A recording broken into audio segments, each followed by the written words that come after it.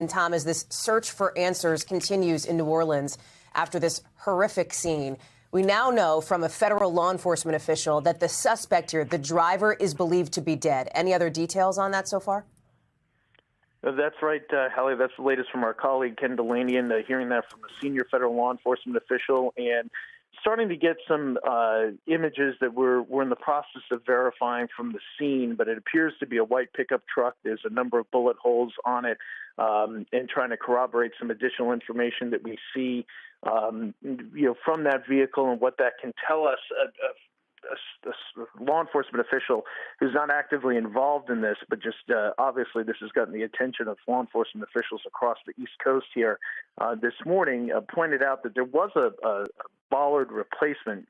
So those are the kind of the stainless steel drums, if you will, that are typically line these streets and typically line these areas as a security measure to make sure vehicles aren't able to go down these streets. Now, whether or not that was just to protect the sidewalk or whether or not that was to protect the street, that was something that was in the process of being done.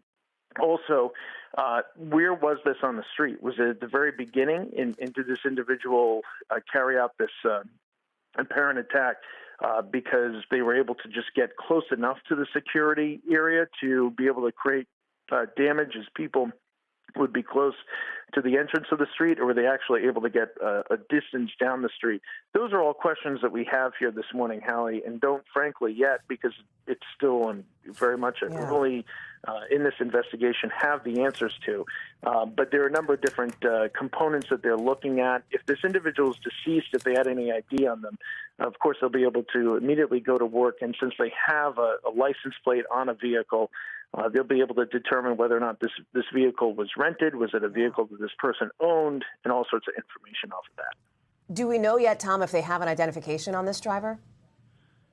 I have not been, no identification has been shared with me. That doesn't mean that they don't have one. It's just that I haven't heard that they have one at this stage. Presumably on the ground, this individual is deceased. They would be able to, the FBI has if not, the FBI has the ability to run those fingerprints.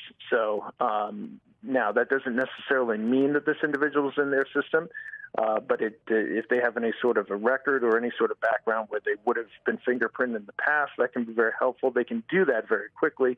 The FBI has that ability. And then obviously the fact that they have a vehicle, you have a piece of evidence, and if the vehicle was rented to John Doe, and that John Doe photo that matches the person that they have deceased at the scene, then they'll be able to have that type of information. So there's all sorts of different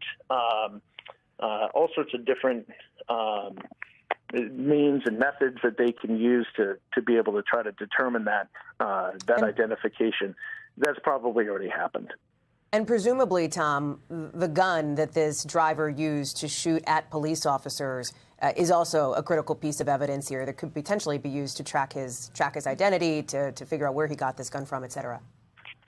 Huge. Where did he get the gun? Who sold it to him? Was it purchased lawfully? Was it not? If so, is there more information there? The potential other individuals that they could be looking at in the course of this investigation. This stuff, at this stage, it's over. The suspect is deceased, unfortunately. So are 10 individuals who are trying to enjoy their New Year's Eve celebrations. And 2 cops are lying in a hospital. But there is a bit of a different component to this, Hallie, because as you and I alluded to earlier, there is a major, the Sugar Bowl is in New Orleans tonight, a major national event at the Superdome. So you want to be very, very clear and very certain right away whether or not you have a potential problem here that could expand beyond this. And so I'm guessing that there is a pace and a tempo to this that'll be even faster than usual, just to try to get to the bottom of who this person is and what their background is. Thanks for watching. Stay updated about breaking news and top stories on the NBC News app, or follow us on social media.